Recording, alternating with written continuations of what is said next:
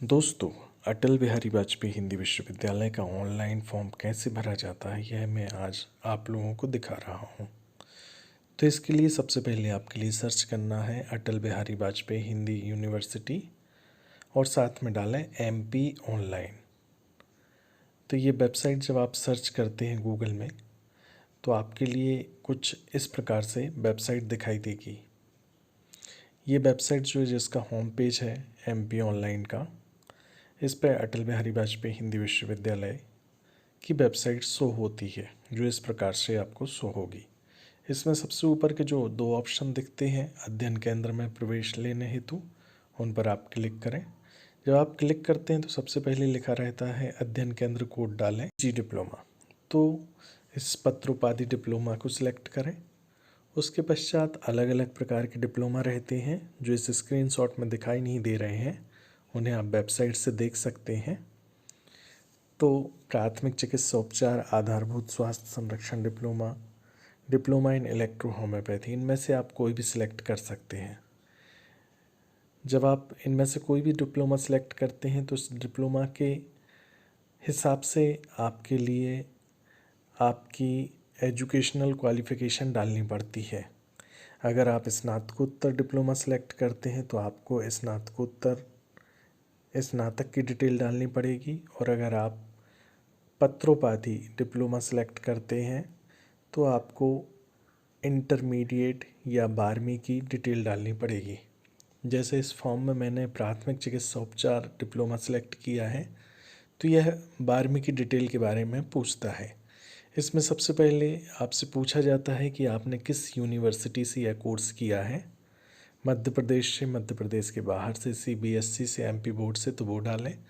उसके बाद यह पूछता है कि आप अपना रोल नंबर डालें जो कि आपका इंटरमीडिएट या 12वीं का होगा। जब आप इसमें रोल नंबर प्रविष्ट कर देते हैं फिर इसके बाद यह मांगता है कि आप अपना किस वर्ष में आपने यह कोर्स कंप्लीट किया है 12वीं का, वो डालें। फिर उसके बाद इसके प्राप्तांक डालें। फिर इसमें आगे आता है कि आप अपना नाम हिंदी में और इंग्लिश में, फादर्स नेम हिंदी में इंग्लिश में, मदर्स नेम हिंदी इंग्लिश में डालें। तो इसके लिए आपके लिए नीचे जो ऑप्शन रहता है ट्रांसलेट करने वाला, उसको सिलेक्ट करना पड़ेगा। आप इसमें इंग्लिश में डिटेल लिखेंगे अपना नाम, फादर्स नेम, मदर्स नेम, तो यह ऑटोमेटिक ही हिंदी में कन्वर्ट कर देगा। फिर आप हिंदी के नामों के लिए सिलेक्ट कर लें और इनके लिए जो जगह स्पेसिफिक दी हुई है फर्स्ट नेम कैंडिडेट का और सेकंड नेम, उसमें आप इनके लिए कॉपी और पेस्ट कर दें। ध्यान रखें फर्स्ट नेम में सिर्फ एक ही नाम आएगा। अगर आपके नाम में एक से ज़्यादा चीज़ें हैं तो उन सभी के लिए आप सेकंड नाम में ऐड करें। फर्स्ट नेम में केवल एक ही नाम आता है। तो जब आप ये सारी डिटेल भर देंगे तो उसके बाद आप इंग्लिश में सारी डिटेल भरें। इंग्लिश में भी फर्स्ट नेम में केवल एक ही नाम आएगा। सपोज़ करें किसी का नाम अनुज कुमार है तो उसका फर्स्ट नेम केवल अनुज आएगा, सेकंड नेम में कुमार जाएगा। आप फर्स्ट नेम में अनुज कुमार नहीं लिख सकते हैं, इसमें आप स्पेस नहीं दे सकते हैं। फिर जब आप नाम लिख देंगे तो मदर्स, फादर्स, सभी नाम आपके लिए इंग्लिश में लिखने रहेंगे। उसके बाद आपके लिए डेट ऑफ बर्थ चूज़ करनी पड़ेगी, आपका ब्लड ग्रुप चूज़ करना पड़ेगा, आपका सेक्स चूज़ करना पड़ेगा। देन आपके लिए आपकी आय कितनी है, वार्षिक आय जो आप दिखाना चाहते हैं वो इसमें आप डालें। इसके लिए कोई प्रूफ की आवश्यकता नहीं होती है। फिर इसके बाद आपसे पूछा जाएगा कि आपकी राष्ट्रीयता, नेशनल कहाँ के हैं, तो उसमें आप भारतीय डालें। फिर उसके बाद आपसे पूछा जाता है कि आप परिचय पत्र क्या दिखाना चाहते हैं, तो इसमें आप पैन कार्ड, वोटर ID या मध्य प्रदेश के निवासियों के लिए समग्र ID, इनमें से कोई भी एक परिचय पत्र की डिटेल आप भर सकते हैं।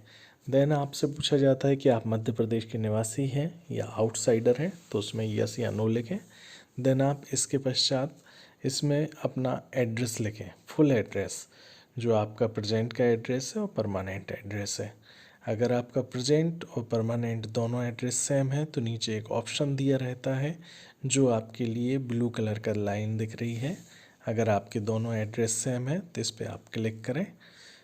जब आप अपना पूरा एड्रेस पिन कोड के साथ भर देते हैं, लास्ट में एक ऑप्शन दिखाई देता है कि आपका राज्य सेलेक्ट करें। उस राज्य को सेलेक्ट करके आप अपने एड्रेस को पूरा कर सकते हैं।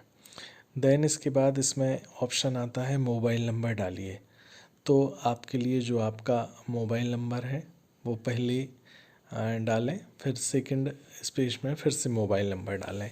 इसके अलावा एक और ऑप्शन बाजू में रहता है जो दिखाई नहीं दे रहा है अभी, ईमेल का। अगर आपका कोई ईमेल आईडी है तो ईमेल आईडी भी उसमें आप ज़रूर लिखें।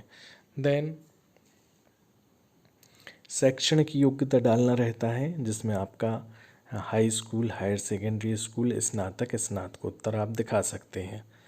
तो इसमें आपके लिए बोर्ड सेलेक्ट करना रहता है। आप एमपी बोर्ड से हैं, सीबीएसई बोर्ड से हैं, मध्य प्रदेश के अन्य बोर्ड से हैं, या मध्य प्रदेश राज्य से बाहर के बोर्ड से हैं। चूँकि इस कोर्स में भारत से कोई भी एडमिशन ले सकता है, तो आप अपना बोर्ड डालें। अगर आप मध्य प्रदेश से बाहर के बोर्ड के हैं या मध्य प्रदेश में किसी अन्य बोर्ड से किया है तो उसका नाम आप दिए हुए ऑप्शन में लिखें। देन आपके लिए आपका रोल नंबर डालें। रोल नंबर डालने के बाद आपने किस ईयर में यह कोर्स किया है उसकी डिटेल डालें। उसके बाद आपका टोटल ग्रैंड टोटल कितना था और कितने में से आपको अंक प्राप्त हुए हैं, प्राप्तांक और पूर्णांक डालें, और यह ऑटोमेटिक फिर आपका प्रतिशत ले लेता है। तो इस तरीके से आप अपनी सारी डिटेल शो करें। आप जो भी टीसी माइग्रेशन या शपथ पत्र देना चाहते हैं उस कोर्स तक की डिटेल आप इसमें शो करें। सपोज करें आपने ग्रेजुएशन किया है लेकिन आपके पास टीसी माइग्रेशन 12th का है, तो आप 12th तक का कोर्स इसमें सेलेक्ट करें। फिर ऊपर भी एक ऑप्शन रहता है, आप इसमें अपना प्रतिशत दर्ज करें। फिर यहाँ दो ऑप्शन आते हैं, आप पर कोई कार्रवाई तो नहीं की गई है तो उसको आप अपने हिसाब से यस या नो सेलेक्ट करें। देन आपके लिए फ़ोटो अपलोड करना पड़ता है। अधिकांश लोगों को ये समस्या रहती है कि फ़ोटो अपलोड नहीं होती है, तो आप जो भी फ़ोटो है वो 200 KB से कम की रखें। और इसके साथ साथ जो फ़ोटो जब आप सेव करते हैं तो फ़ोटो का रीनेम करें अपने नाम से। अगर आप फ़ोटो का रीनेम नहीं करेंगे तो फ़ोटो आपकी अपलोड नहीं होगी। फ़ोटो आप इस पर अपलोड करते हैं, थोड़े समय में ये दिखने लगती है, उसको क्रॉप कर सकते हैं। और नीचे फिर दो ऑप्शन दिए रहते हैं कि मैं सारी जानकारी मैंने पढ़ ली है, उस पर आप टिक करें। और सबसे नीचे जो दिया रहता है कि कैचअप कोड डालें, तो कैचअप कोड डाल के आपका फॉर्म ये इस टाइप से पूरा भर जाता है। आपको ऊपर आवेदन नंबर दिखा रहेगा और उसके नीचे लिखा रहेगा कि अभी आपका भुगतान नहीं हुआ है। अब इसको भुगतान कैसे किया जाए, तो इस फॉर्म में आप नीचे आएंगे तो नीचे लिखा रहता है भुगतान।